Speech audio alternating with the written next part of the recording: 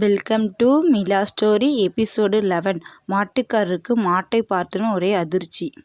காலை விடிந்தவுடன் மாட்டுக்காரர் மாடை பார்க்க சென்று, மாடை குளிப்பாட்ட வேண்டும், மாடை குளிப்பாட்டி ரொம்ப நாள் ஆனது மாதிரி இருக்கு, மாடு அழுக்காக இருக்கிறது என்று மாட்டை தனது ஆற்றில் கூட்டி செல்கிறார் மாட்டுக்காரர். ஆற்றின் ஓரத்தில் செல்லும் போது மாட்டை குளிப்பாட்டி ரொம்ப நாள் ஆனது மாதிரி இருக்கு, மாட்டுக்கு ரொம்ப அழுக்காக இருக்கிறது என்று ஆற்றில் இறங்கி மாட்டுக்காரர் மாட்டை நல்லா தேய்த்து குளிப்பாட்டி கொண்டு இருக்கிறார் மாட்டுக்காரர். இந்த மாடு இருக்க போய் தான் எனக்கு உணவு கிடைக்கிறது, மாடு இன்றைக்கும் எனக்கும் எப்போதும் கைவிட்டது இல்லை, எனக்கு கை கொடுப்பதே மாடு தான், இதை வைத்து தான் உணவு கொள்கிறேன் என்று மாட்டை நல்லா தேய்த்து பராமரித்து கொண்டிருக்கிறார் மாட்டுக்காரர். குளித்த பிறகு மாட்டுக்காரர், நீ கொஞ்ச நேரம் புல்லு மேய்ந்து கொண்டு இரு, நான் ஓய்வு எடுக்கிறேன் என்று மாட்டுக்காரர் ஆற்றின் ஓரில் இருந்து இருக்கிறார்.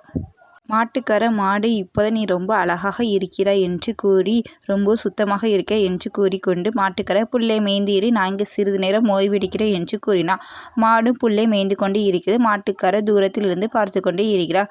மாடு ஆற்றின் ஓரம் தண்ணீரையும் குடித்து கொண்டு புல்லை மேய்ந்து கொண்டு இருக்கிறது. மாடு ஆற்றின் ஓரத்தில் உள்ள புல்களை மேய்ந்து கொண்டு இருக்குது.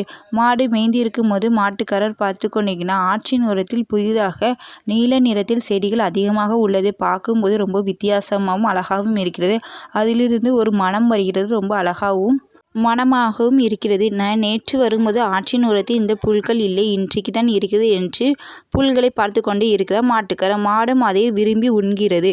விரும்பி சாப்பிடும்போது மாட்டுக்காரர், சரி புல்லு தானே சாப்பிட போதும் என்று கூறினார். மாடு அதை ரொம்ப விரும்பி விருப்பமாகவும் மேய்ந்து கொண்டே இருக்கிறது. மாட்டுக்காரர் அதை பார்த்து கொண்டே இருக்கிறார்.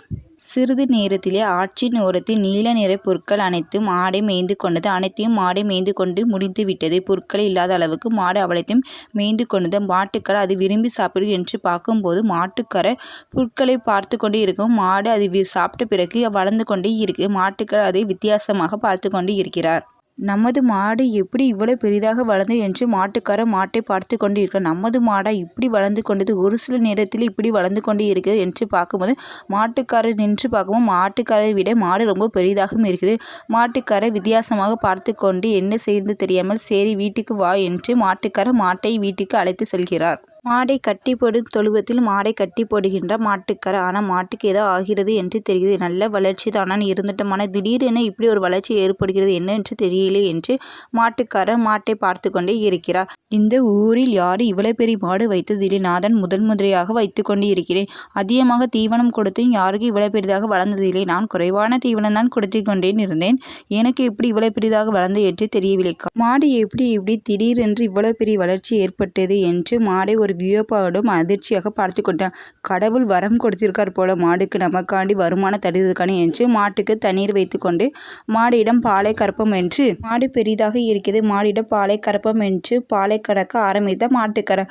பாலை கறக்க சட்டி சட்டியாக நிறையாக வருகிறது. மாட்டுக்காரர் என்று வியப்போட பாலை கறந்து கொண்டே இருக்கிறார். மாட்டுக்காரர், நம் மாடு எவ்வளவு பால் கறக்கும் என்று அளவு தெரியும், இன்றைக்கு பெரிதாக வளர்ந்து கொண்டிருக்கிற, பால் அதிகமாக தருகிறது, பால் இதுவரைக்கும் இது தந்ததே இல்லை இந்த அளவு என்று மாட்டுக்காரர் பாலை கறக்க பால் சுரந்து கொண்டே இருக்கிறது, பால் வந்து கொண்டே இருக்குது. மாட்டுக்காருக்கு என்ன செய்வென்று பாலை முழுவதும் கறந்து கொண்டே சட்டி சட்டியாக நிறைத்து கொண்டே இருக்கிறார் மாட்டுக்காரர். பால் சட்டியை நிறைந்து விட்டது. மாட்டுக்காருக்கு என்ன சென்று தெரியவில்லை. மாட்டுக்காரர் இருந்தாலும் மாடியிடம் பால் ரொம்ப சுரக்கி கொண்டே இருக்கிறது. மாட்டுக்காரர் பாலை கறந்து கொண்டே இருக்கிறார். மாட்டுக்காரர் கடவுளிடம் தினமும் மாடை வைத்துதான் முன்னேற முடியும் என்று நினைத்து கடவுளிடம் டெய்லியும் கேட்டுக்கொண்டு இருந்தார். இன்னைக்கு அன்று மாடும் வளர்ச்சி அடைந்து கொண்டிருக்கிறது. பால் அதிகமாக சுரந்து கொண்டே வருகிறது. மாட்டுக்காரருக்கு என்ன செய்யும் தெரியவில்லை. மாடை வைத்துதான் முன்னேறுவோம் போல என்று கடவுளிடம் கேட்டு, அது கடவுளுக்கு கேட்டது போல என்று மாட்டுக்காரர் யோசனையில் இருந்தார். கடவுளுக்கு நன்றி சொல்கிறார் மாட்டுக்காரர். கொஞ்சம் பால் தரும்போதே நான் உணவு உண்கிறேன், இன்றைக்கு நான் அதிகமாக பால் தருகிறேன், இதை வச்சு நான் முன்னேற முடியும் என்று மாட்டுக்காரர் சந்தோஷமாக பாலை கறந்து கொண்டு, விவசாயம் செய்து காய்கறிகள் அறுவடை, எனக்கு மழையினால் நஷ்டம் ஏற்பட்டு இதுவும் ஒரு நன்மைக்கு என்று நினைத்தேன், அதுபோல இன்றைக்கு பால் அதிகம் தருகிறது, இதை வச்சு நான் முன்னேறுவேன், தினமும் இதுக்கு உணவு உண்ண முடியும் என்று மாட்டுக்காரர் சந்தோஷமாக பாலை கறந்து கொண்டு இருக்கிறார்.